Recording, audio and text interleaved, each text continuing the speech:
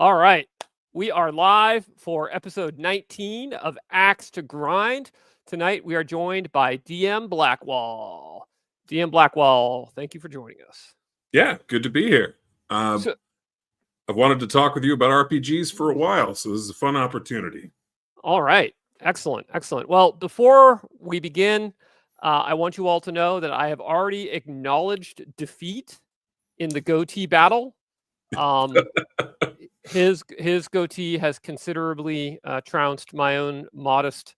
I feel like in comparison, I have like a lamb tee or something. It's just not. It's not matching up. So let's see who we got tonight. We got Chubby Funster in the house. What's up, Chubby? We got RPG B Scout. We got CJ Sutherland. The duel is already over, CJ. I lost, man. We got Rebellion Mask. What's happening? Oh, yeah, we got Cell Socks. What's happening? We got Sig7. Sig, what's happening? Thank you for your efforts on the virtual tabletop. We got Negative Space. I think it's negative. Anyway. Bearded Twin Powers activate. So I have just read Horde Wars Advanced, which is DM Blackwall's. Am I okay to use your name, or are we keeping you secret? So Horde Wars Advanced has both my name and Nate's on it. So yeah, it's fine. All right. So I'm going to call you Todd because DM Blackwall is long. All right. So I've just bought Todd's game, and I read it all afternoon. It's fantastic. So I wanted to talk with you about it. Right. We're going to dive in. Cool. And the first question I have to ask every game developer is, why the heck are you developing RPGs? Well, basically because Nate and I, playing over the last, probably 20 years or so off and on together, and probably a bit longer in RPGs in general, have noticed probably 5 to 7 years ago that the newer games were getting weren't good, had lacked some things we wanted, some specific things, and so we decided to start working on our own. Originally, we were working on a supplement for another game, and came to the conclusion it was better to just write one from scratch. Okay. Now, are you doing it as a hobby business, as a hobby, or are you planning to make the foolish jump like I did? We may try to make that foolish jump. However, we're going to need to make sure that we've got sustainable sales, for that. Like right now, sales on our first product basically pay for the website and a few other kind of ongoing bills, but we need to continue to be earning money, and obviously, as you know, it's very expensive to produce an RPG, and in particular if you're paying for the print run up front, which other than some pre-orders is what we're planning to do with Horde Wars Advanced. Largely because we can save our customers money and get the same profit margin. So we'd prefer that. Makes sense. All right. Well, let's dive into the book then. So the first thing that jumps out is that it's the D12 system. Yep. And in a world where everyone uses a D20 or a D100 or D6, you have chosen the neglected, the perfect platonic solid D12. Which is underloved. Why the D12? Well, partly because we felt it was underutilized, but also because Nate and I wanted a game that would play quickly and also be tactically complex, and the D12 helped us do that. Human memory has some limitations, and it turns out that if you have an 8 or 9% chance of something, or a 16% chance of something, you'll remember that as a feeling well enough to gamble that will happen. The D20 is not that way. 5% is too low, as it turns out. And so we wanted weapons that behave the way they would historically, or at least close. And so a lot of those are based on scoring a critical hit, right? Mm-hmm. Knocking somebody prone with your polearm, or doing extra damage with a sword, or punching through armor with a warhammer, or whatever it might be. Those are on critical hits. Which is on a 12. Which is on a 12. Or in some cases on an 11, which are swords. Right. And then the other thing is it let us, again, for speed, embed penalties in the dice. So I don't know if you noticed the affliction mechanic, That but tells about it, though. yeah, but that means instead of taking a minus or rolling twice and taking the lower, you simply roll a smaller die size, like a D10 or a D8, if you are cursed or if you're Right. exhausted or starving or whatever it might be. Which is fantastic, right? Thanks. But we couldn't do that with a D20. D20 Because to you're D12 starting too high. Yeah, there's no Yeah. D16, D18, exactly. Yeah. Exactly. No, I personally think the D12 is a great die, so I'm really excited to see someone use it. It is underutilized, and in general, I have always felt base 12 is such a better base than base 10 or base 20. It's just much more flexible. So for those of you who who don't know the system, it's essentially you roll a D12, you have a difficulty number that you're rolling against, you add your bonus. If you succeed over the difficulty number, you succeed. If you get a 12, it's a critical success. And then the die can go down under certain, situations where you're afflicted in different ways. That's the core of the system. Yeah. Now, what's interesting, the first thing that really blew my mind is I read through the whole book waiting to get to the spells chapter. And there's no spells chapter, even though the book is 300-page long. Now, so before I even go ahead into that, I was laughing the whole time I read the book because it's a rules light game that's 300 pages long. And you're like, well, how do you have a 300-page rules light game? And I'm like, this is because it's a rules light game made by people who actually give a shit, right? Like they actually are trying to provide a playable game that keeps it light, but it actually is comprehensive enough for a judge to run it without basically playing Mother May I and having to make up everything as they go. So kudos for that. Thank you. Yeah, kudos for that. Okay, so no spells. I'm like, where are the spells? Where are the spells? And then I notice they're embedded in the classes, the careers. So tell me about why you went that route, because it's one of the very few games I've ever seen do that. Well, that developed in playtesting. We originally tried having like 2 or 3 wizard type careers that could kind of pick spells, and what we found is not only did that dramatically slow things down in character creation, so you'd be waiting on the wizard player, right? Right. The spellcaster to finish his character. Everyone else is done, but also it tended to either slow down gameplay because they were overwhelmed with the options they'd picked, or it would create wizards that were all very the same. Like if they were in the same adventuring party, they tended to copy each other's spells. Yes, very true. And that's kind of boring. And so we thought about it, and we got a little inspiration from Tolkien. I don't know if you caught the colors we're using, but most of those are from there. Yes, I noticed the Tolkien inspiration very much. But we decided to make themed spells around basically an element and a subtype. Or a sub theme. So you get like fire and movement. So the red wizard gets stuff like fireball or calling down flames on his enemies, but also can use haste or can teleport. And so those themes let you make a relatively complex character quickly, because in our game you're picking 2 careers together and getting their starting abilities of both. So you start with a list of 6 spells if you do any of our wizards and pair it with another wizard, and you can further customize it with features. So it's not like you don't have choice. It's just you're not slowing everyone else down, and you're also gaining knowledge about the game world. If you're playing a red wizard, you know something about other red wizards in the world. Right. And the same is true for all the careers, actually, that they get a little bit of game knowledge about the world, even if they've never played Horde Wars before. Yeah, so actually, I've erred in jumping into the spells. I was just so blown away by that. So the way the system works, I'm going to explain it to you to make sure I understand it, and then you correct me. So I pick 2 careers. You have a hard mode suggestion where I can pick only 1, but normally I pick 2 careers. So and those careers, there's a wide range, but each career comes with what do you call them? Features, I believe is the term you use. No, that's a different chapter. That's the thing you can use to further customize your character. So they come with capstones. Yep. Okay. So they come with abilities, and the capstones include other abilities. And capstones. Yeah. Yes, that's right. And you go through tiers similar to Savage Worlds. And as you advance each level, you kind of can increase your abilities or take a feature, and then you hit a new tier, and then you get another capstone.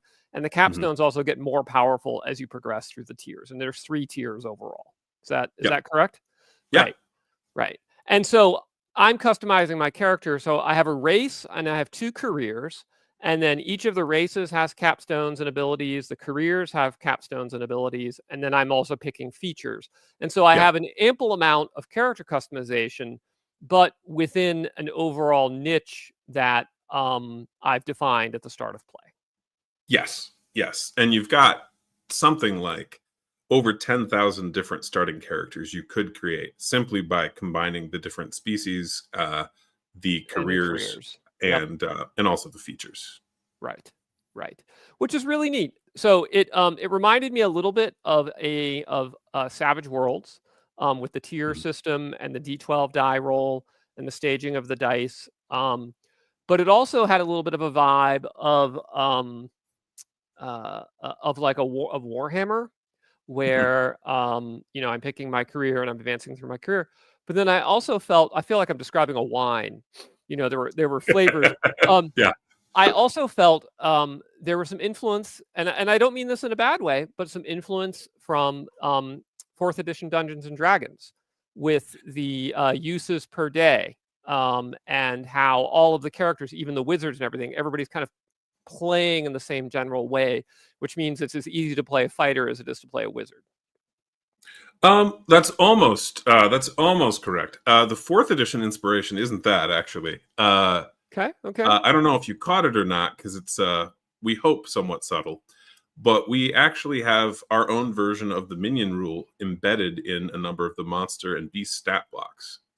Oh no, I didn't notice that. So tell me. We don't tell you to do that. We don't want you to do that, game masters. We don't want you to make more. But we do. We for creatures you're supposed to fight in large numbers. Huge numbers of goblins or skeletons or zombies or whatever it might be. We have a version of the stat block there that is dangerous still to you. It can still kill the character, but is significantly easier to destroy than some of the more advanced ones. Got it. Okay. So where does the name come from? And tell us a little bit about the setting that the game is embedded in. Oh, sure. So the name comes from fighting hordes of monsters. Our very first playtest was 4 or 5 players against 40 goblins in a single combat. And took about hour and a half, and the players managed to win and survive. Some of them dropped and were bleeding out, but the ones who were still up saved them. And that told us we were on the right track. Nice. And then as far as the name as well, we were just trying to help illustrate what kind of sets it apart. This game is designed where you can fight 40 or 90 opponents in a reasonable amount of time and not still be playing the same battle 2 sessions from now, which is pretty literally what will happen in some of the larger RPGs. Yes, very much so. So let's see. So I've got it pulled up here. So for those, you know what? Maybe I should actually throw this on just to share the screen here. Let's see. All right. So I've actually got the game here up on the screen. So I think a really good way to know what a game is about is to look at what it has rules for. And so I always like to look at the table of contents. And so what we've got is so the entire game rules are 13 pages, right? That's why I said it's a rules light game that gives a shit. So you got 13 pages. Then character creation, character species, careers, skills, and then you use the skills to teach us about the game world. It's kind of embedded in there. Yeah. Then we There's go into also a whole chapter on it, you know. So later, we do if you later on. So if you guys want to enjoy the setting, you can. There are 8 sample nations. There's a map of the starting continent. Yep. And there's something like 24 different adventures and locations for the setting itself, in addition to another 17 or 19 for a sample starting area. Which is great.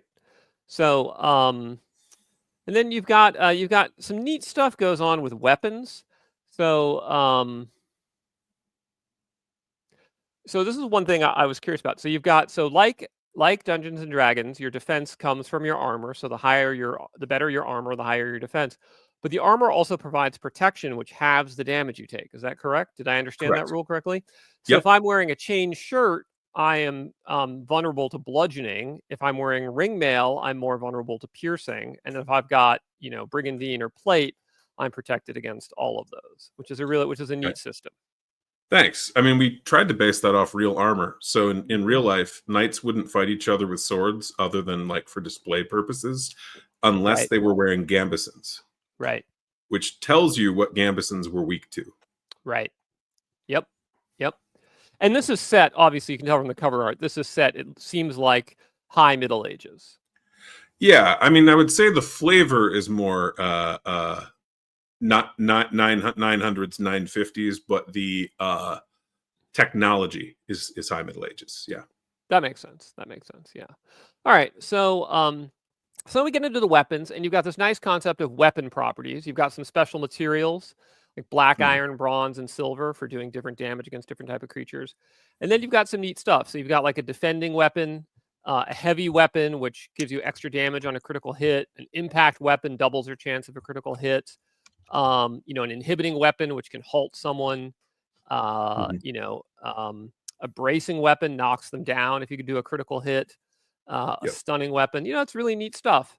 And so you're able to very simply, you can differentiate. So what's the difference between a battle axe and a warhammer, right? Well, one is blunt and one is slashing, one is heavy penetrating, etc. Like, that's really neat. I liked it. I like that.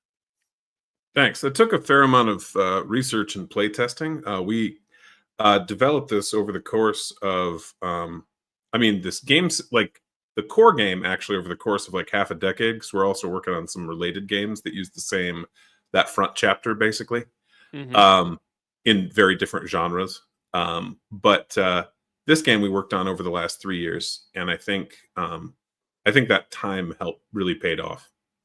Yeah, definitely. Time spent designing and playing the game really makes such a difference. You can tell when something has just been sort of farted out of the designer's butt versus actually played and play tested, and it always makes a really, really, really big difference.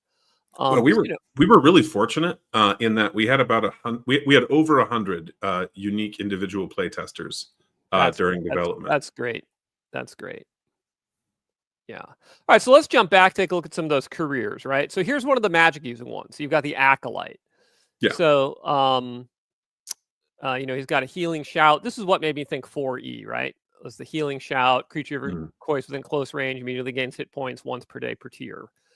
Slumber, and then you get your capstone power, and you're going to pick one of those when you tier up. So so that's kind of like, it's interesting you threw slumber with healing. You don't usually see that. It's both the healer and the sleep nuke. Then you've got the archer. When you make a ranged weapon attack, you can use a snapshot to make an additional attack with that weapon. So now most people are actually attacking twice per round, because you're generally attacking with a weapon you have proficiency in, correct? Right. So he's getting to attack 3 times per round. Yeah. And the maneuvers in general, that's a special kind of action you can take at any point during a round of play, unless the maneuver itself dictates otherwise. So snapshot requires you to have made another attack before it to use it. Okay. So I make my attack using my normal ranged weapon attack, and then I get to make a snapshot, and then I get my second attack. So it's a way to get 3 attacks. Yeah, yeah. But let's pretend you were playing an archer blade master. You might not want to do that because then you give up your ability to block an incoming attack because you only get one maneuver around. Right. Yep. Yep. Yep. So this is the Blade Master. Whenever you would be hit by an attack, you block it with your melee weapon, causing the attack to miss. Yeah. Now, And so let's say I'm the Blade Master. Do I pick, or is it just the first attack that hits me? yeah, you choose to use it or not. Got it. But once per round. Correct. Yeah. Yeah. Yeah. And then here's the capstone, prepare to die, and you get to make 4 melee weapon attacks instead of your typical 2, which is pretty cool. Yeah. Then you got your Crusader, the Dawn Blade, Cleave, Order of the Lion, he's Order of the Veil. He's on the cover art for Basic. Okay. Yep. So if anyone wants to see the cover, what a Crusader looks like, you can look on our website and check out the cover to Basic. Yep. Yeah, okay, and then here's you got your Knight. You smite to deal extra damage. You can shield block. So this is kind of a very heavy character. Then you got your Mercenary. So he's got a mix of engineering, melee weapon, and ranged weapon. Yeah. The Monk, obviously based on Friar Tuck, with the ability to wallop people with his quarterstaff.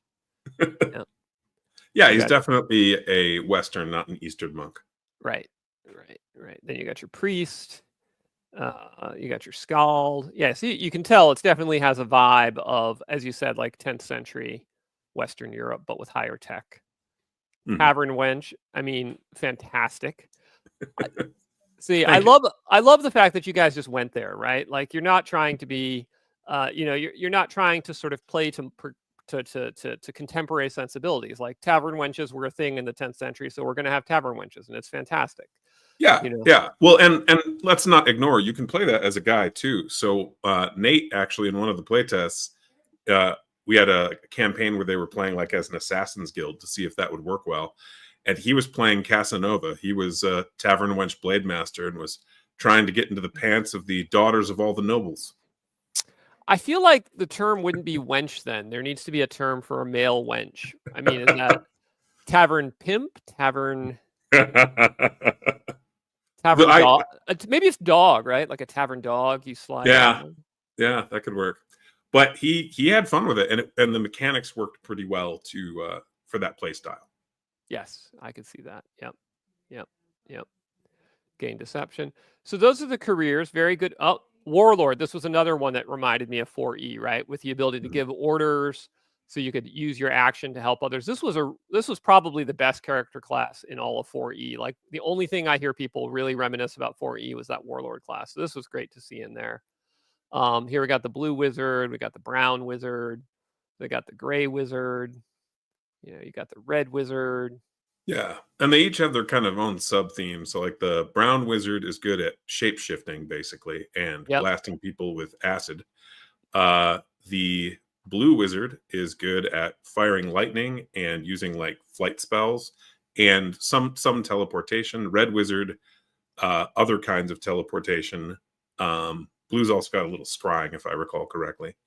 And red obviously has fire as well. And then the gray wizard has blasts of sound and is actually good at anti-magic. He can do like magic shield, counterspell, disenchant, that kind of thing. And then the white wizard is illusions and cold. Got it.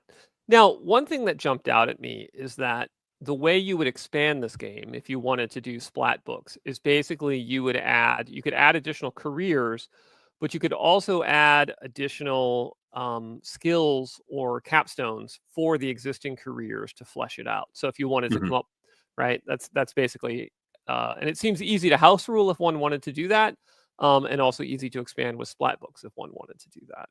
Indeed, and on our end, our intent, other than perhaps to do a dungeon module, is not to do splat books. We want to give you a game that's evergreen that you can play for the next 30 or 40 years and enjoy. What we would like to do is, if you enjoy this game, that you buy our next product, which will be a different game, though probably using the same kind of core mechanics, but in a very different genre. Like we're working on a sci-fi game right now that we plan to do in 2 books, one of which is focused on like human soldiers being dropped off on alien worlds to fight aliens. Oh, nice. And then the second book is focused on the space combat aspect. Very nice. And such. Yeah, very nice. So the skills, the skills are very straightforward, and they have the rules built in right there for reference. So that's nice to see. It's very straightforward. And then the features are basically, these are very similar to what were called in feats in 3.5, and they're exceptions-based game mechanics that let you, be a little better in different things. So like Old Salt, you can ignore hindering terrain aboard a ship, and you double your astronomy skill to navigate the stars. Right? That's cool. Treasure Hunter. So this is interesting. Whenever you roll on the random loot generator, you roll twice and take the result of your choice. So that's interesting because you're actually changing the world. And so let's talk a little bit about your approach to that. So what's your view with regard to sort of game versus simulation, narrative control by the players? Let's dig into some philosophy here. Well, I think a good example of that, if you jump to the Game Master chapter. Yep. Let me quick pop over there with you in my screen. Let's see, on page 88 as written. Oops, that went too far. Check out emergent plots. All right. 87. Emergent plots. To make the game world feel alive and create emergent stories, narrow each plot point or starting attitude down to 3 possibilities. More likely outcomes should have 50% chance, the other 2 count 25% chance. Announce the possibilities, have one of your players roll d4 to determine which is true.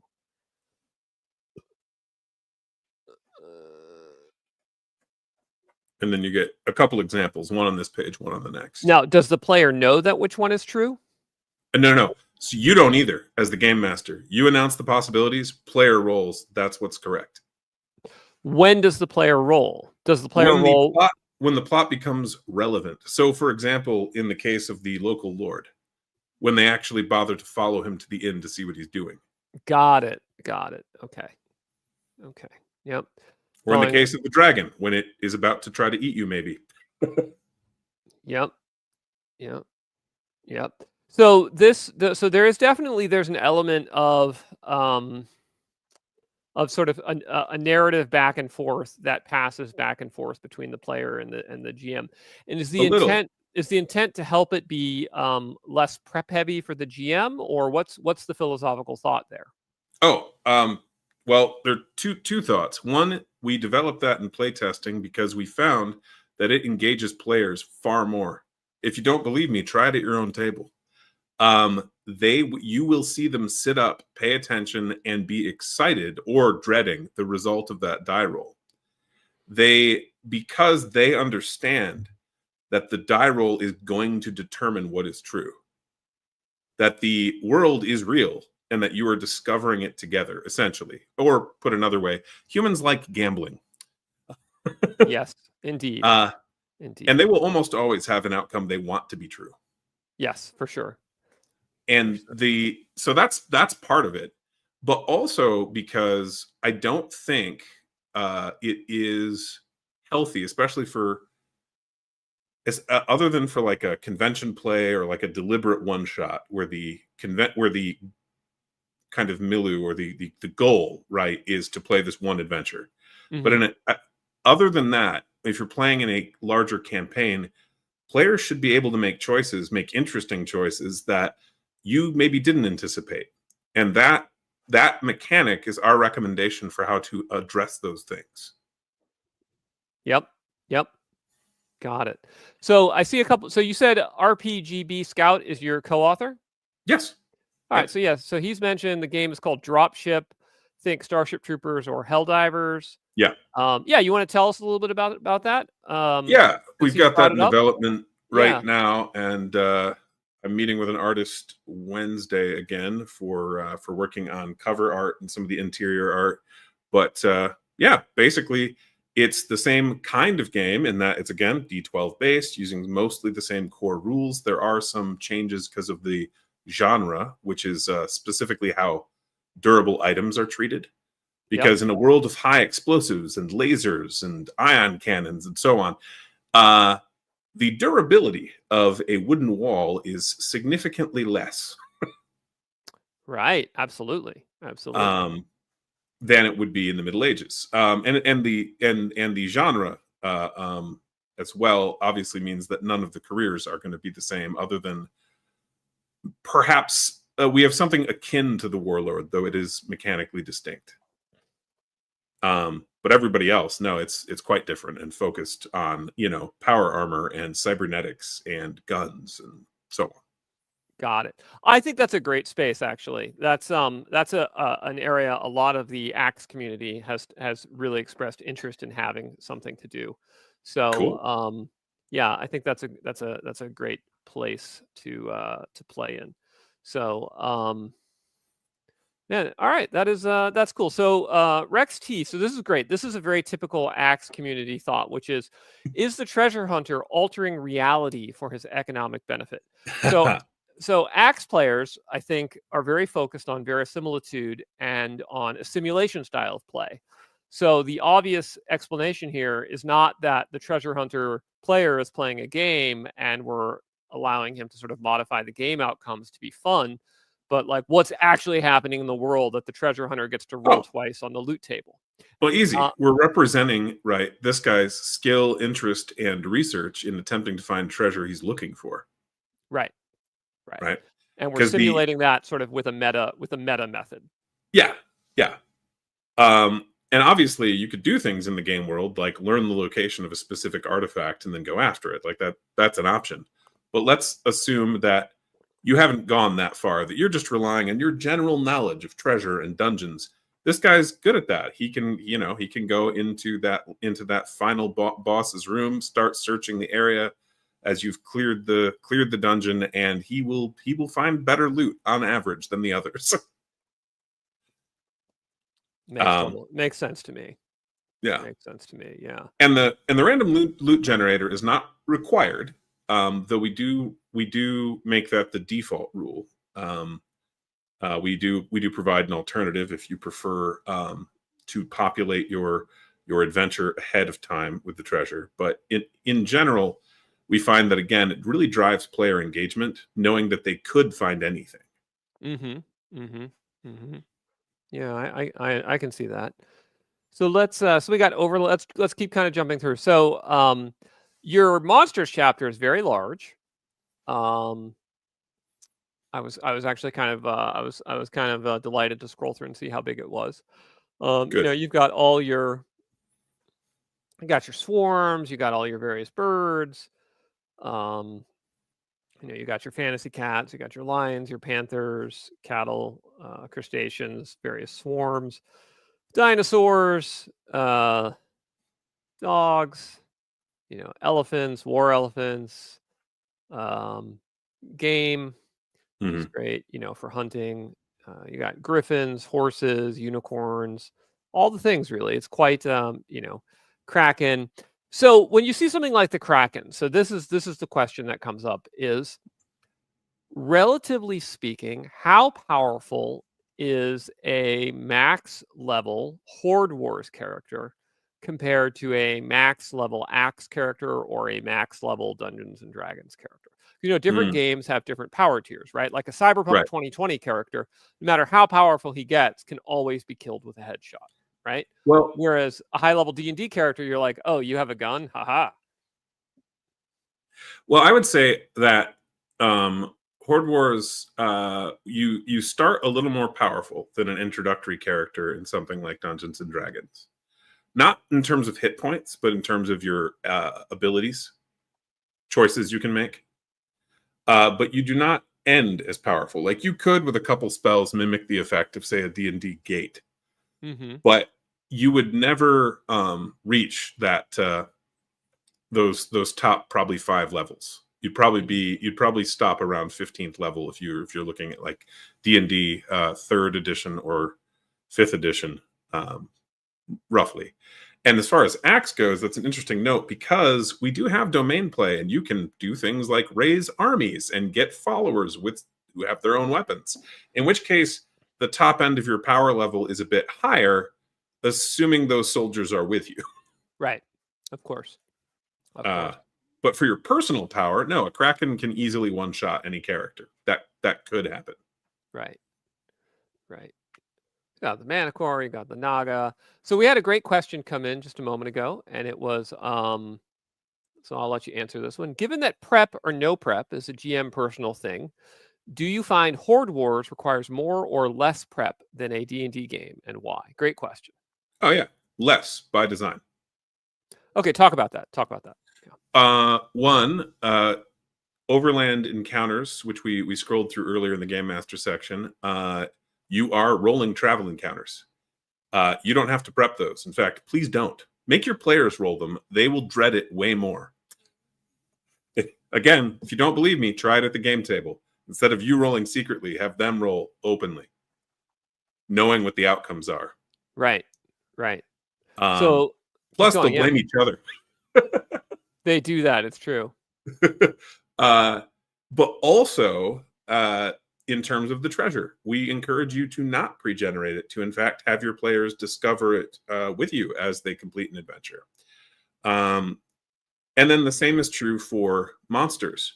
We have designed the beasts and monsters to have all the rules you need on the page. If you understand the core rules, those 13 pages, you can fully run all of our monsters off the page you're looking at. Same for the beasts and the NPCs.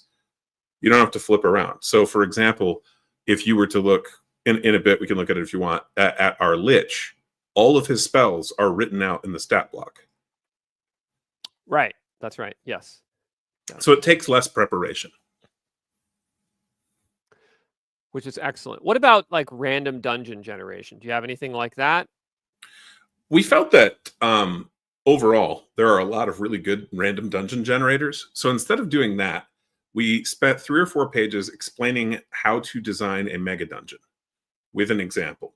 Mm-hmm. So that if you want to do that kind of thing, you have the tools necessary to do it in Horde Wars. But we encouraged, we literally tell you, find your own map, like one that you have, or use one of the existing generators, because there are, at this point, I think over 100 that you could pick from that are decent. Right. Yeah, I actually excluded a random dungeon generator from the Judge's Journal for ACKS for the same reason. And then everybody was like, why doesn't ACKS have a random dungeon generator? I was like, really? Really? Which just goes to show, it just goes to show you can do 1,500 pages of content and still not have done enough. So, well, and we did some design choices, as I'm sure you caught, to keep the page count lower, and to embed information in a way that was hopefully easier to reference. Like, you won't find lots of fluff text like you will if you look at stuff by Wizards of the Coast or Paizo. You will find entire pages that, if you deleted, would change the game not at all. Right. That is not the case in our book. Unless, I guess, you cut an art page. I guess you could do that and it would be okay. Yeah. All right. So Sig says, probably pretty time sensitive, would it be possible to do a 30-minute or 1-hour session with Horde Wars? Oh, certainly. Although you probably wouldn't get through, like, what's the word I'm looking for? Are the adventures that we have, like the pre-written adventures intended for like a 3-hour game session, walking you through how to basically helping the game master learn the system and also the players. Like, we introduce concepts like cover and stealth and so on being used by the enemy, right, as the adventure goes. So if you wanted to do shorter sessions, you absolutely could, but I'd probably run the sample adventure first and then do the shorter ones, so that the players have the opportunity to pick up a few of those rules early. Yeah. Black Lodge Game says ACKS has tables for populating dungeons, just not a map generator. That's correct. We have tables for populating, just not the Appendix A map generator. So speaking of ACKS, makes me think of my favorite thing in the world, which is character death. How is character death handled in Horde Wars? What happens? How often do characters die? What happens when your character dies? you know, how often do they get raised from the dead, or are they just dead? Are they dead at 0 dead? Tell us. I have a recent story from this weekend. So I heard from Matt at Black Lodge Games. He's in the chat there. That they had played their first session on their own, and their 4 characters, 3 got dropped to 0 hit points and were bleeding out. 1 died. The remaining character apparently salvaged the adventure, and then their priest raised the dead one from the dead, which is good. Our priests can do that. However, they can only do it once per character level for the target. So if that character gets dropped again, he's dead. There will be no coming back. And if a priest doesn't get to you in time, which is usually what happens, you're also still dead. How long does a priest have to get to you? Initially, he has an hour. Okay, got it. So if you're off in the wilderness and the priest is back in town. Right. So it's very much you got to be out adventuring with them. Yeah. So ACKS has a clear progression. What does progression for character look like in Horde Wars? So it sounds like, just from the name, it sounds like Horde Wars is pretty focused on, you know, kicking ass from, you know, level 1 to level 12. Yeah. We do have about a dozen of the 40 or so sample adventures, locations, and scenarios. We do have about a dozen of them that are where you're trying to solve a social problem. And that could result in combat, but it could do something else could happen as well. One example, which we included in basic also, is an inn called the Silver Flagon, where basically there's a foreign noblewoman who's treating the staff quite poorly, doing things like emptying her drink on their heads to let them know she wants a refill, like dumping the dregs on them, trash talking their country, just being awful in general. And that kind of continues on and culminates in her in the innkeeper protesting and her having him taken out, tied to a tree, and beaten unconscious, or possibly to death. And the players have the opportunity to intervene at any point. However, she's politically connected. Mm-hmm. Killing her would be pretty easy. Overpowering her guards may or may not be easy, but it is doable. However, the consequences, how do the players deal with this? What's their choice? Or do they just ignore the problem? And there's a reward if they manage to deal with it without without causing a warrant to be out for their heads. Right. So so I got it. Let's see if we got any questions from the community about the game. So let's see. Oh, hang on. Your co-author is speaking up here. Let's see. So there are 12 levels divided into 3 tiers of play. Yep. Each level of character gets some ability. Yep. Big abilities are gained at tier ups, which is levels 5 and 9. That's similar to ACKS. You get your 5th level and your 9th level powers. Yep. And then the capstones tend to give a description of how the world looks at the character. Yeah. And then you can start crusades if you get several nations to agree to it. Well, that's always key to be able to start. That is true. Yeah. We do explain in the first page of the setting chapter how to start a crusade. It's awesome. So I wanted to talk with you a little bit about that. I saw your Twitter bio is very prominent. You say I'm a Christian. Yeah. You know, the game seems to have a Christian vibe to it. You've got crusaders, you've got, you know, knights on the cover. It's inspired by Europe.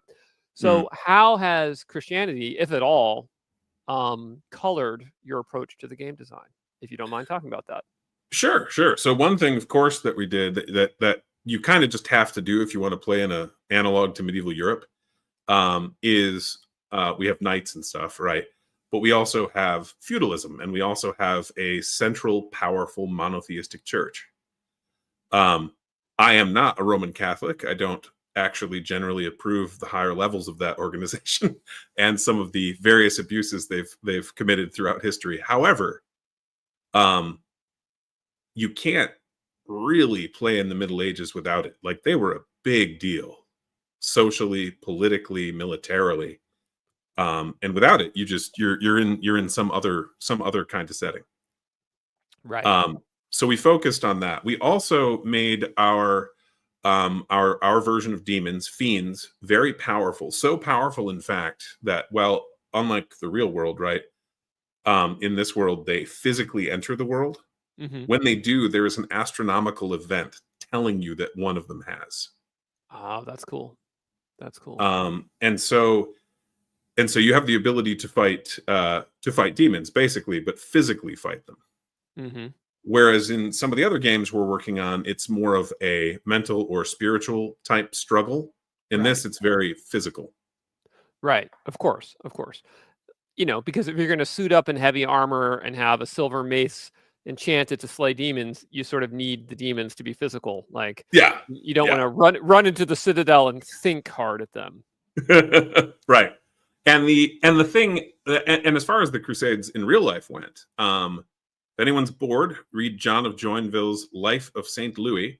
That was written by a man who was on the Fifth Crusade, and it's a pretty good translated into English. It was originally written in Middle French. It's a pretty good account firsthand of a crusade that was an absolute disaster. But it does tell you some really cool things about the period. Mm-hmm. And so I did some reading on translations of primary sources for the crusading element, and then in real life, of course, they were tragically there was a bunch of tragic backstabbing, betrayal, infighting, and stupidity among the crusading leaders. Mm-hmm.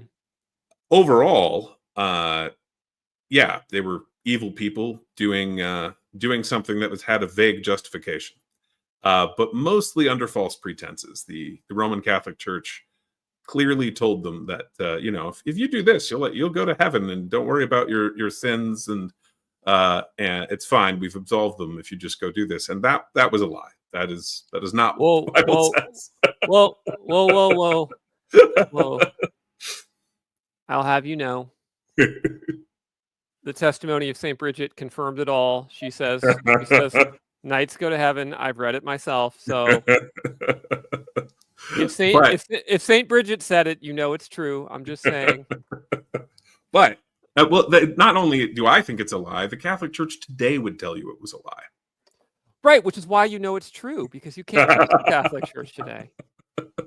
No, I'm kidding. Yeah. We don't need to wax theological, but it is true. It is true that there is a woman named Saint Bridget who was the patron saint of knights. And if you read Saint Bridget, it's very interesting. I don't think many people have read her, but I have actually read the full revelations of Saint Bridget, and she very explicitly says that a knight of the faith is holier than a monk of the faith, and that the practice of knighthood and the sacrifices that a knight makes are holier than those of a monk, and it's a pathway to heaven, which I thought was very interesting. And it was written, her revelation was written at a time when the West was wrestling with Islam, obviously. And I've often wondered, there's when you're confronted with a militaristic religion, do you need to have this kind of counterfaith belief, right? Because it really sucks if your guys think they're going to hell for going to war, and the other side thinks that they get to go to heaven for going to war. Like, you're kind of like setting yourself up to lose in that sense. Yeah, well, there's definitely such a thing as a just war, and the Crusades in general, I think, were justified. However, the people doing it were, just as evil as you might expect in political leaders. And so, that is what Saint Bridget says. Yeah, the knights have skin in the game. Yeah, and one of the interesting things was, though, so Saint Louis, one of the kings of France, actually, a deeply incompetent military commander, sounds like he was a really good king. They sainted him, Saint Louis. Yeah, he was considered Louis the Good. Yeah. Yeah, and then the same for I don't remember his name offhand. It's not coming to me right now, but the Hugh, maybe the first ruler of Jerusalem when they retook it, who refused to be king. Mm-hmm. But I think his brother took the title when he died. Maybe, I think it was one of the Baldwins, maybe. Anyway, I could look up his name, but the important thing, the thing that I liked and respected about that guy, is he was fighting personally on the walls to take the city. He was leading the attack in person.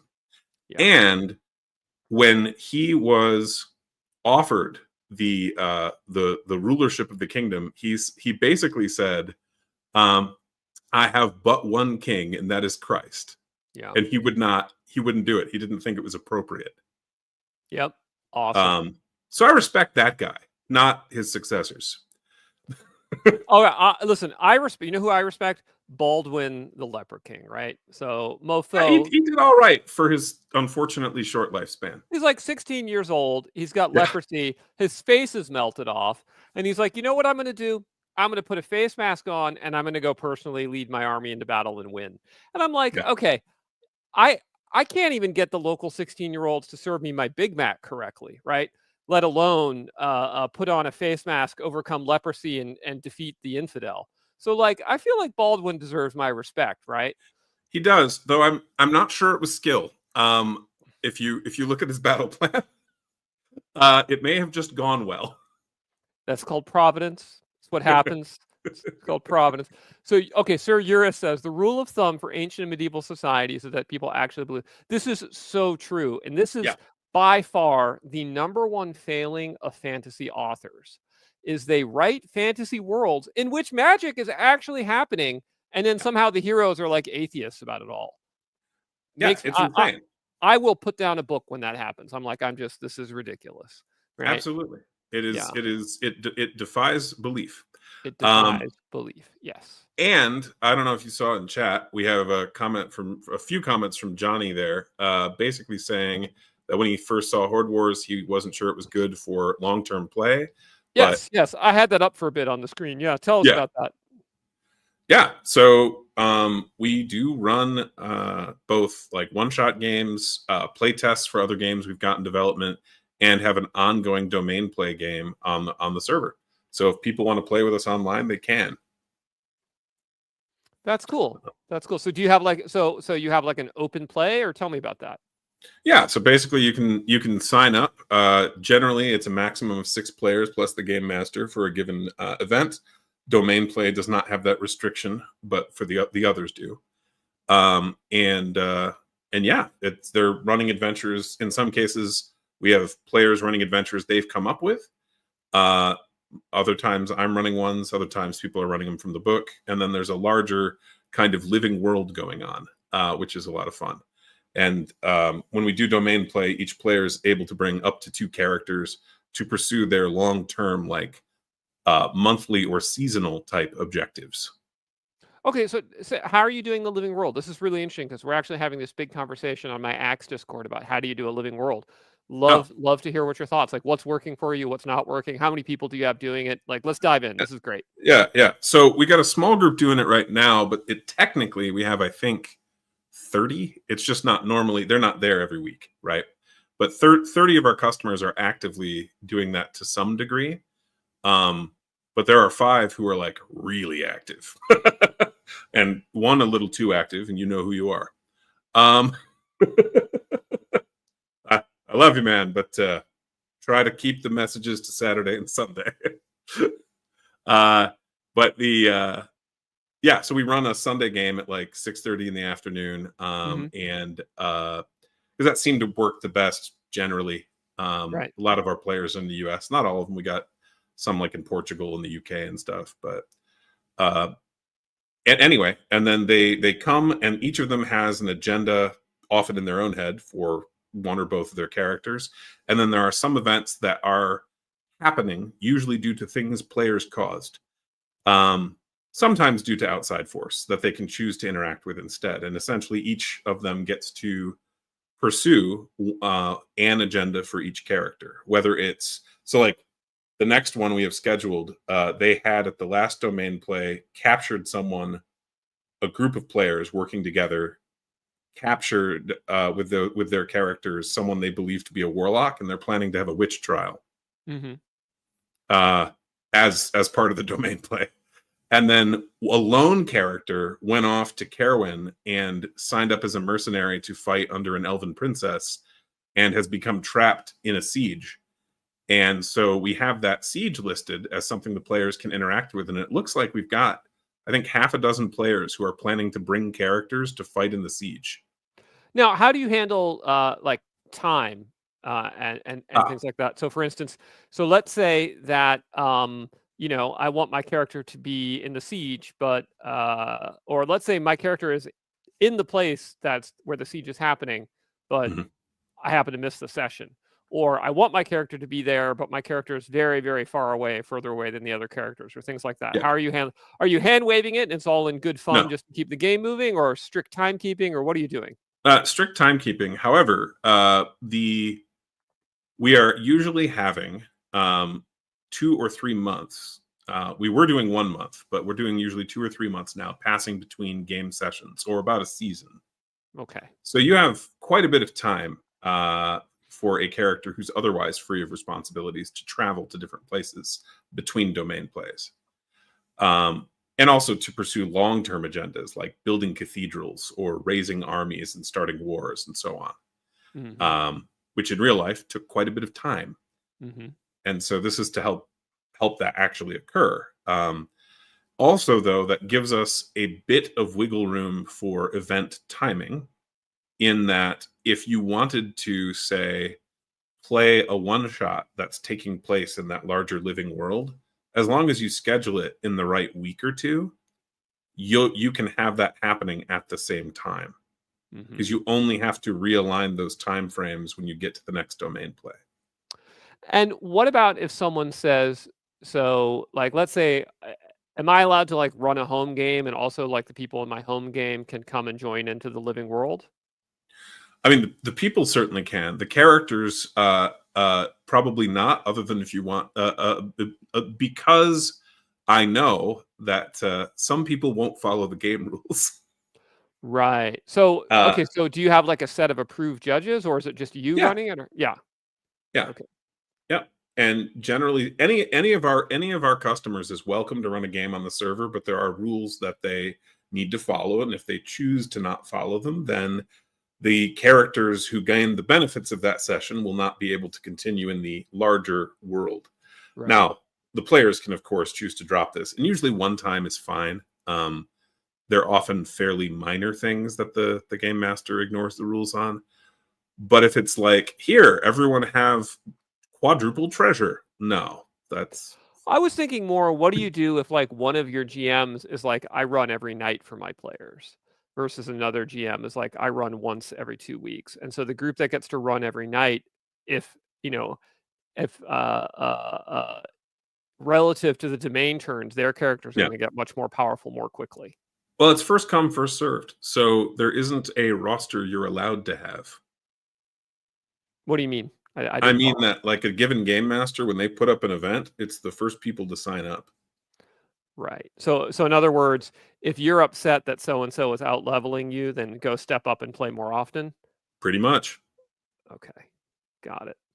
So that's how you handle it. So, okay. So and is each session, what happens if a session ends where like they're still in the dungeon or something like that?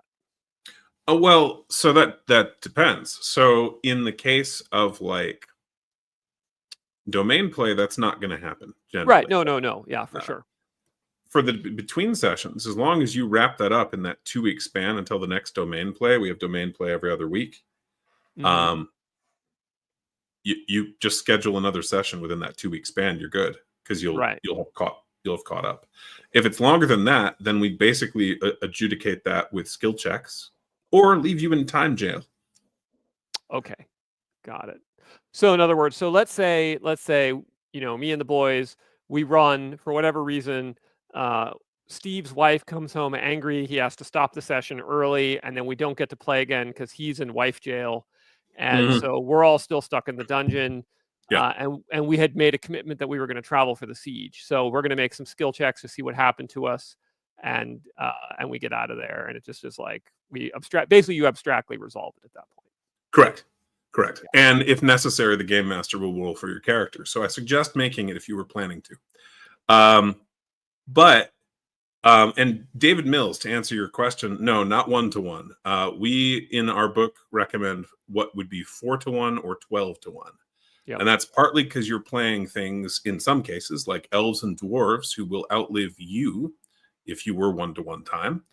Your character, you would die of old age before your character did. And also because it takes a lot of time in real life to raise an army. In the Middle Ages, it took them frequently an entire season just to raise the force.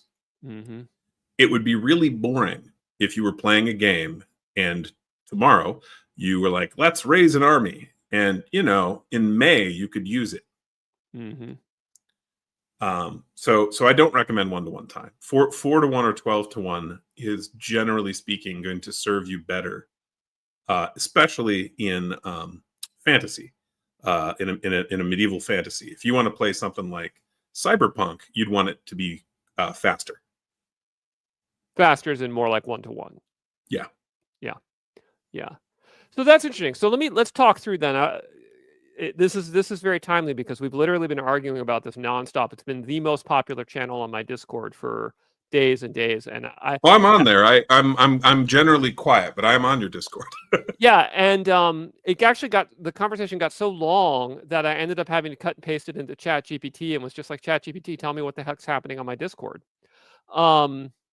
So someone asked, what are domain play sessions? And they're bookkeeping sessions where players interact with skills with events rather than a full adventure. Yeah, That's kind of right, Nate. But also, like, they'll participate in mass battles, and often be directly participating, not in an abstract way, but like fighting in their chunk of the battle against those particular opponents.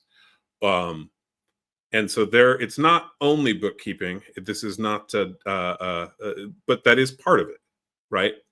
Part of it is paying your retainers, or getting new hirelings, or that sort of thing, or paying someone to craft stuff for you. That is part of it, but they're actually doing things as well. Yeah. Okay. So let me see if I understand how you've got your open world set up. So you have your campaign world. Okay. And then the domain turns are administered by you? Yes, although I think I had a substitute one week. Okay. Basically by you. Yeah, currently by me, and I think Nate may have substituted one week, and he and we've been doing that kind of stuff like personally for years. We used to run a group of I want to say about 20 people in 3 different sessions in the same world, where we were each DMing 1 or 2 sessions. Yep. And we used a really similar method, not where there was a separate domain play, but where basically we had a month go by between each session. Yep. So that we could sync up the timelines again the following week. Yep. Okay. And so you run one domain session every 2 weeks? Yeah. In which one season passes, effectively 3 months. Yeah. Okay. And then in between, you and whoever else is within your GM community has open tables on a first come, first serve basis, where they run one-offs, essentially single session adventures. Correct. Or in some cases, 2 or 3 part adventures. We've got one guy who's running not a sea campaign exactly, but a series of short voyages on the same ship. And but the idea is still you're supposed to get it done before the domain phase. Correct. Right. And he talked with me about, well, what if we get caught at sea? I'm like, they can still take domain actions, just bear in mind they might have to be a little more creative with how they initiate them. Right. And where does wilderness travel get resolved? In adventures, typically. In the adventure. And so, okay, so let's walk through, for instance, let's say UNT, Sir Urist, and David and I all want to play in your game tonight. Okay. Mm-hmm. But each of our characters is in a different location, right? How do our characters find out about the adventure, and how do we come together to adventure? Well, it depends. Like for the domain play stuff, these are usually like things that like are known in the world. No, not domain play. But for like a random adventure. Yeah, an adventure. Yeah. I mean, that's left to the players and the game master of that adventure to determine. Okay. But in general, other than domain play, we will hand wave you getting to the part of starting to play with the group, because frankly, that's a time sink for no great reason. Okay. In domain play, however, if you are not where you want to be to do the thing you want to do, we will have you roll a skill check, and if you fail, you will be fighting against travel encounters. Okay. Generally, though, it'll just be a set of up to 4 travel encounters rather than having you roll day by day, because again, that is a bit of a time sink. Also, if you have a month to get somewhere and it's like a 1-week journey, hopefully you weren't an idiot. Okay. And took a safe route. So let's say your session is the town of blah blah blah has recently discovered a crevice has cracked open, revealing the dungeon of da da da, And so you just start the open session by saying, your adventurers have heard of this crevice opening up and you've gathered in the nearby town. We start. Exactly. Okay. Exactly. Got it. And I see a little bit of, David Mills, to answer your question, we primarily sell through our own website, but we also just got Horde Wars Advanced list up on DriveThruRPG today. So you can order digital there also. I don't recommend it, in part because, I mean, they take a pretty big cut in general. And in part because we can't invite you to our Gilded server because DriveThruRPG won't let us send you a link. So that's my recommendation, is that you go to our website. I believe you've got it in the video description, right, Alex? Yes, I do. I have the Yeah. direct link in the video description. Yeah, not your DriveThru. All right, so time only passes during domain sessions. I think, if I'm understanding correctly, that's not true. In that, if I spend a week on an adventure, I've spent a week on an adventure. But just the idea is that the GMs are supposed to make sure that over the 2-week period, you don't go more than 3 months. Exactly. Okay. What if? Okay, so here's an example. So let's say on Monday night, I have an adventure with Bob and I find a magic item and I need to identify what that magic item does or something, right? Mm-hmm. And then on Thursday night, I'm supposed to play with Jim. Is there any way for me to take downtime as my character between Monday and Thursday to identify that item? I mean, theoretically, but that specific example for Horde Wars doesn't apply, because unless you like grab an item during a fight, Mm-hmm. in general, the game master is giving you, here's what the item does. Okay. At end of session. Okay. Let me. I wonder if there's another example that I can think of. What if it's something like, what if I want to have some of my troops with me on the next adventure? Or hire mercenaries or something? Is there a way to take my downtime in between adventures? At domain play sessions, or as I was alluding to earlier with one of our more enthusiastic players for domain play, the sending a message about the domain play. Okay. Going, hey, I want to do this thing during downtime. Right. And then there's generally going to be some kind of roll or check involved. Okay. Got it. But that is more or less a special case, and the general assumption is you're going to do that stuff in domain play, and you're going to kind of resolve all of your domain play. Correct. And if you can't make it, we do that just with direct messages. Like if you want to still pursue an agenda, but you personally can't be there, that's not really a problem, unless you send me a 6-page document of the thing you want to do, because then no, I'm not going to read that. Write it shorter. Yeah. And what if this is really fascinating how you guys have resolved this. How many players do you have participating in your open world right now? Like I said, about 30. So we've got about a surprisingly low number of our customers take the Gilded server invite for whatever reason. But of those, about half are active to some degree on the server. Mm-hmm. The others kind of lurk, and occasionally they'll just randomly comment. So it's pretty obvious they're there, but and then of those, about 30 or so will interact with domain play. However, consistently there, every single time, it's probably 5 or 6 who are really into that kind of gaming. And then, but I've had over a dozen show up by surprise as well. So that's really cool. Yeah. Really cool. And then as far as the messages go, it varies a bit. I would love to get it to the point where we have so many players showing up for domain play where I have to have other game masters helping handle it. Right. That's a problem you want to have. Yeah. Yeah. That's a problem I want to have, but it is currently not a problem. Because frequently, if one of the guys who might be there normally isn't there, then one of the ones who's there less frequently will be popped in. So it'll be, 5 players actually there one week, and then a different mixture the next time, and so on. And how do you reconcile? And again, these are all questions been coming up in our Discord, so this is so great.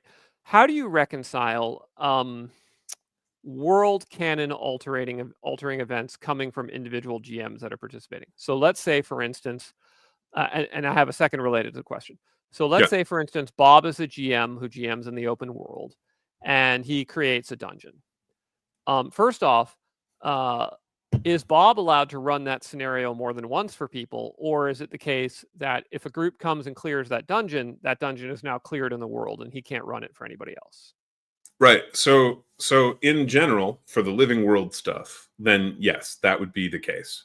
Okay. Unless you're dealing with a mega dungeon that's repopulating, but that's a corner case. Different thing, yeah.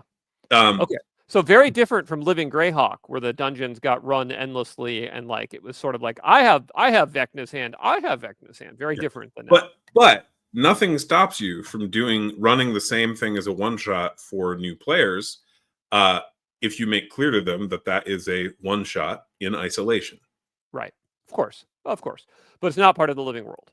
Right. And then what happens if something, so let's say I'm a GM and I'm like in the town of Hillsdale, the wizard so-and-so has established a college.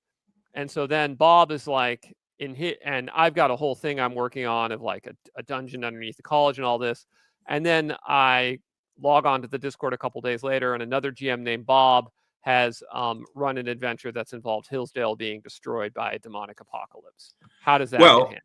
Well, on the one hand, those two game masters in their event title should have made it clear where or in the description should be clear about where they are, and hopefully would catch that themselves.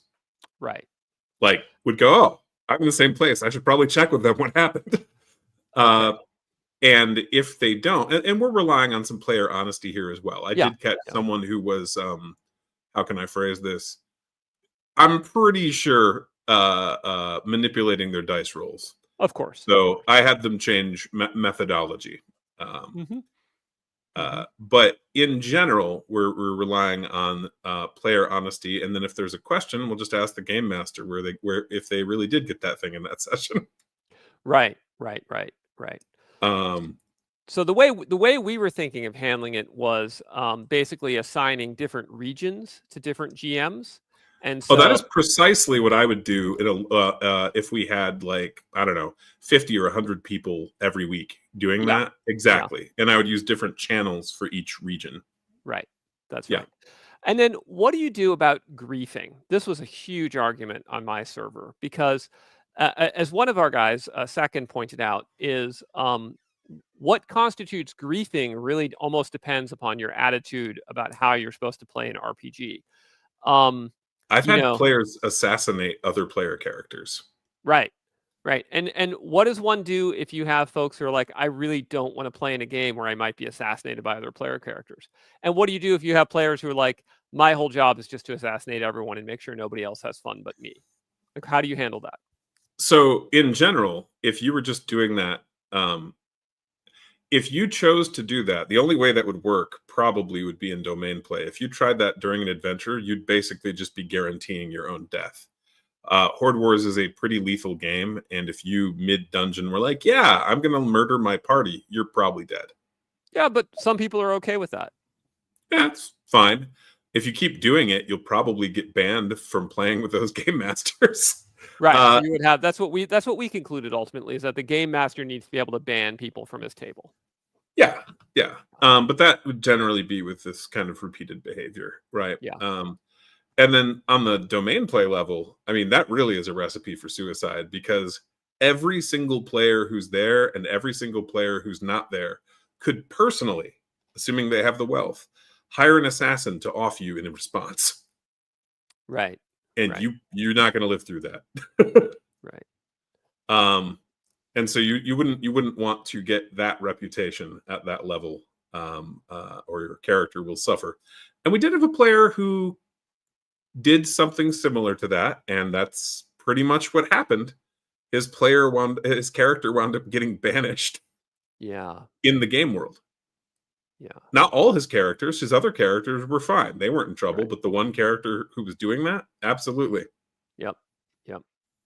That's interesting. So, all Are you familiar with my discussion in Judge's Journal or Arbiter of Worlds about cooperative, competitive, and individualistic play?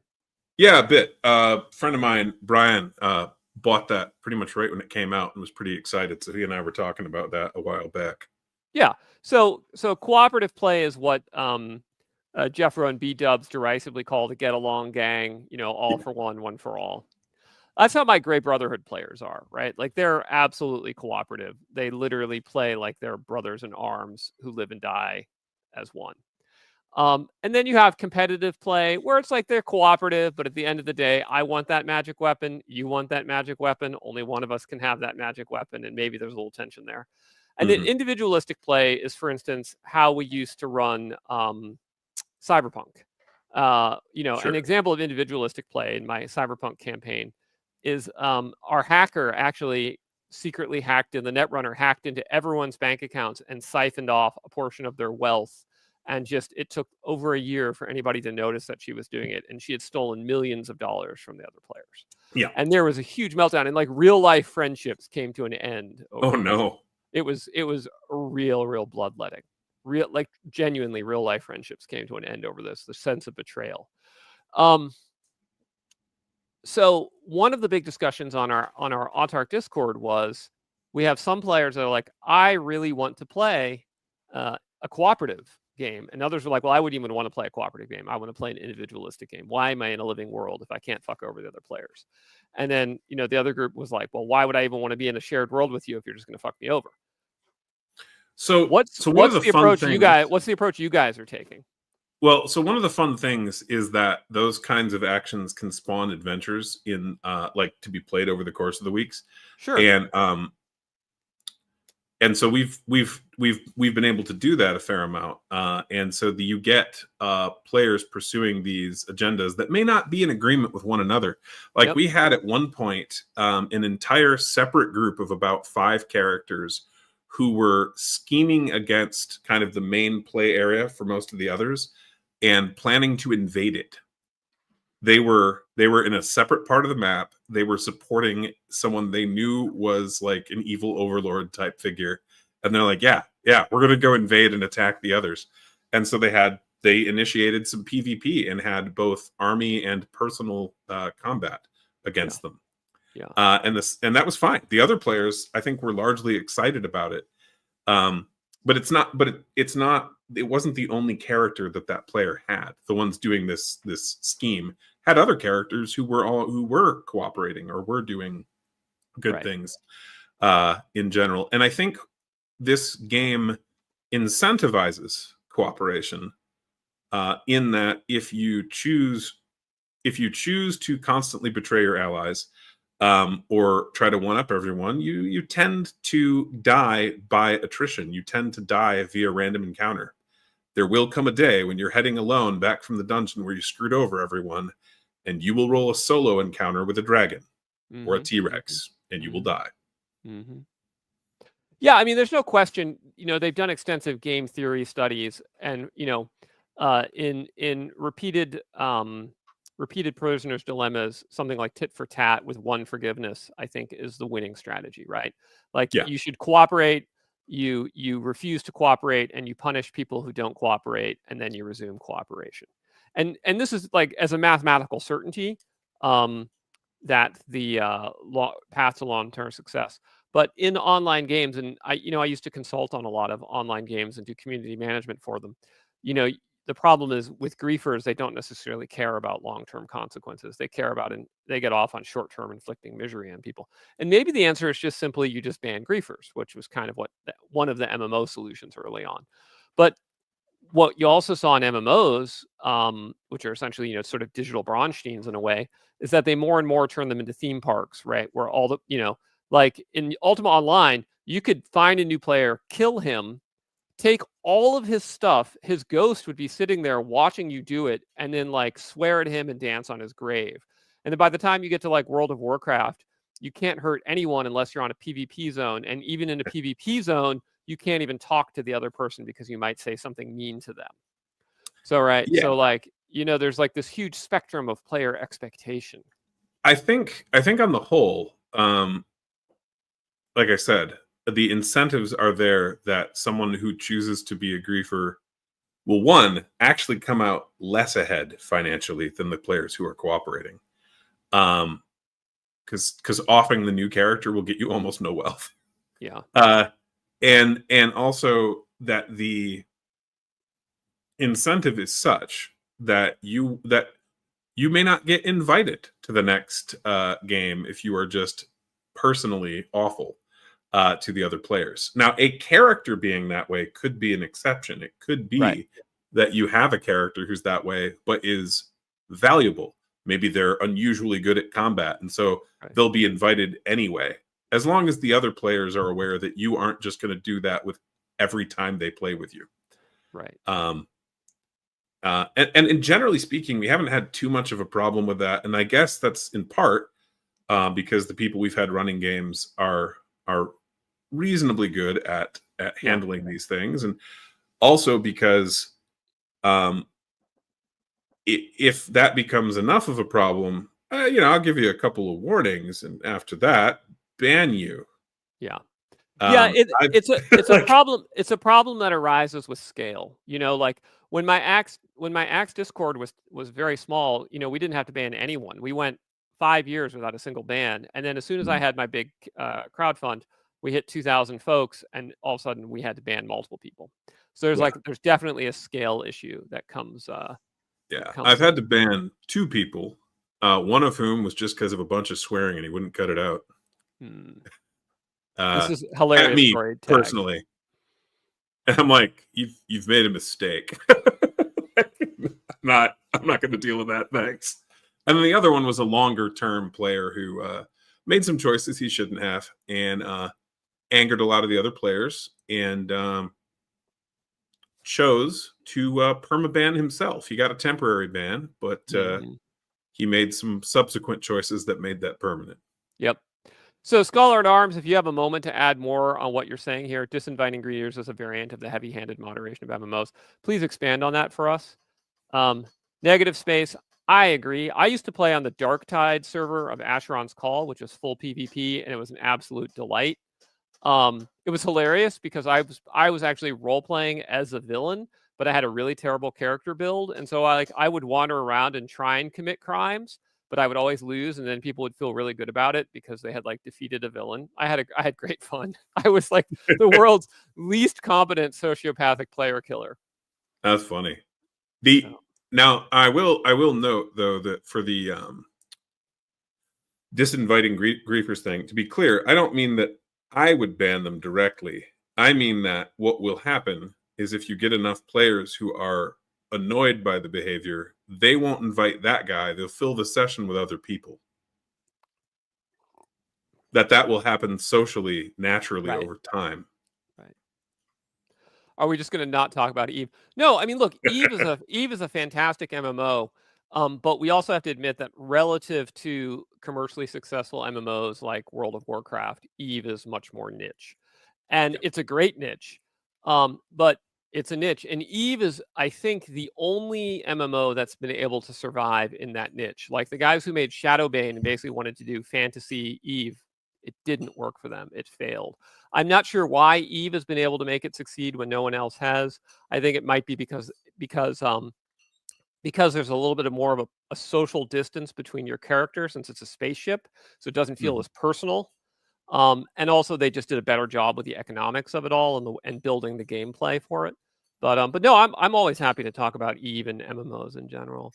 So now for you, Alex, how are you handling griefers on your server? So our server has very, very, very limited rules. The rule is basically don't be an asshole and don't talk about partisan politics. And I found, personally speaking, from years of running online communities, that more carefully defined rules are actually counterproductive. And there's a great Arthurian example for why this is. You're King Arthur, and you announce a hardline rule that anyone who has sex with Guinevere will be killed. Okay, that's a hardline rule. But now Lancelot knows, okay, but as long as I don't have sex with Guinevere, anything goes. I could kiss Guinevere, I could nuzzle her. I could snuggle with Guinevere. I could feel her boobies, but I'm not sleeping with her. So therefore, Arthur isn't allowed to kill me.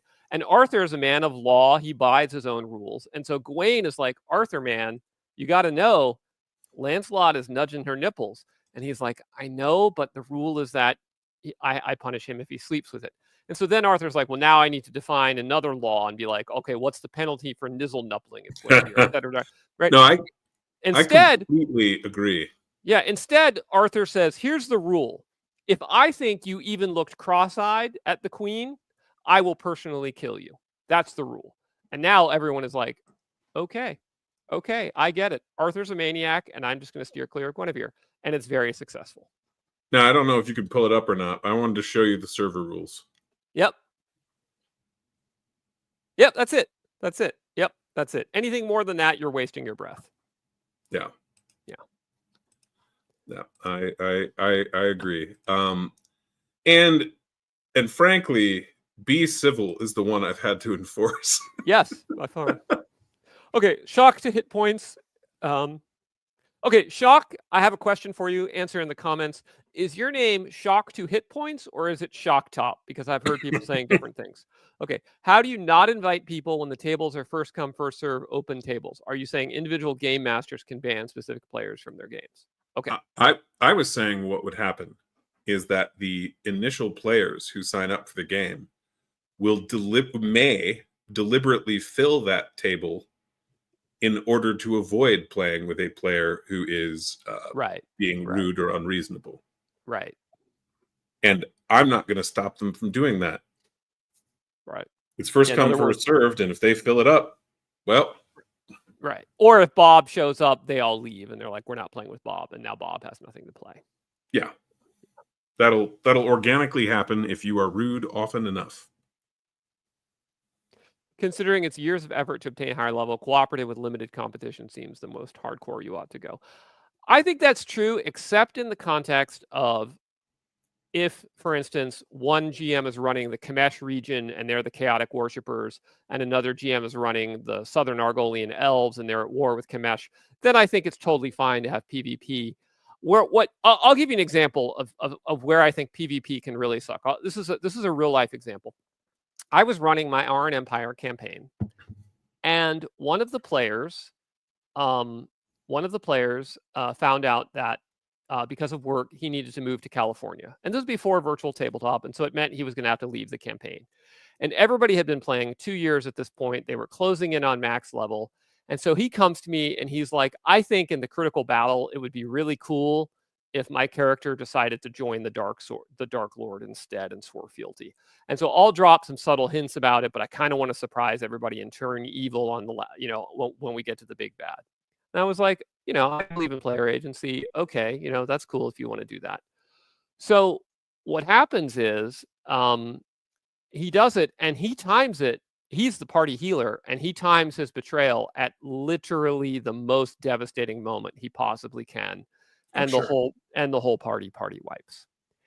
And the group is devastated. And they start yelling at him like, how could you fucking do that to us, man? We've been playing for 2 years.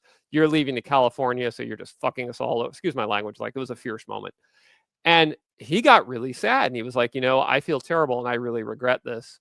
And I wish I hadn't done it. And I'm really sorry, guys. I didn't think you would party wipe. I just thought it would be fun. And my character could die dramatically. And it would be like something we could all talk about. And they're like, yeah, well, that didn't happen. So I just turned to the table and I'm like, I'm going to let you guys vote. You can vote. We'll just redo this session. You can vote. We stick with it. And that's the end of the campaign. It's up to you guys. Like, I'm not going to get involved. You guys decide. And so they voted on it and they decided to redo from the point when he betrayed so that he didn't betray. And I was like, okay, that's fine. And so the friendship was patched up. But so when I talk about like PvP, that's the kind of thing I mean, right? Like where people's lifestyle changes and they decide to make this decision thinking it'll be fun and it can cause, people a lot of upset. And so anyway, someone asked about that. Yuanti asked about that. So that's why I was responding to that. Okay. Yeah. Shock top, like the beer. Okay. Got it. Yeah. And I as much as possible, I try to let the players and game masters self-organize. I see a lot of questions about that. It seems pretty clear that a lot of the people who are commenting right now either have or suspect they might at some point encounter these kinds of problems. And yeah, it sucks. But ultimately, in most cases, you're adults dealing with other adults, and probably should make choices that will let you keep playing fun games together. And if you keep not doing that, I mean, you'll eventually be dealing with the consequences. Whether it's rules on a given server or at a given person's home or table, or whether it's simply friends not inviting you to games. I've certainly had to do that with a player or two in my past, because of choices they've made. That's right. And kept making. That's right. So, Scholar, thanks for getting back to us on that. And I think your point is true, that it is definitely an issue of that larger scale becomes harder. The way it's being handled with 30 players, it changes at 300 players, it changes again at 3,000 players. Yeah. Well, look, we're out of time. That was our hour and a half. That blew past, man. That was fantastic. So, Todd, thank you so much for making this such a great conversation. Thank you. Everyone, make sure you get Horde Wars Advanced. If you like it, make sure you join a server. All the good things happening. Todd, thank you for taking the time to tell us about how you're handling living world play in the modern era. This is fantastic. Like huge insights to be gleaned. And truly, kudos to you for being one of the only game designers on the planet to have made a rules light game that doesn't suck. Like if there was a gold medal for game design, I would give it to you, because it's a really hard thing to do, and you did. Thank you. Nate and I put in a lot of work, and I think it paid off. Yeah, no, for real. A lot of innovation in there. I love the use of the D12 and the psychology behind it. Just a lot of really good stuff, and it's great to see some innovation happening in the space. So kudos to you. Thank you. All right, everyone. Well, that's it for Axe to Grind. I feel like the axe has been well sharpened in tonight's conversation. So we will be back next week. Thank you all for joining us, and I'll see you guys then. Todd, have a good night. Thanks. You too.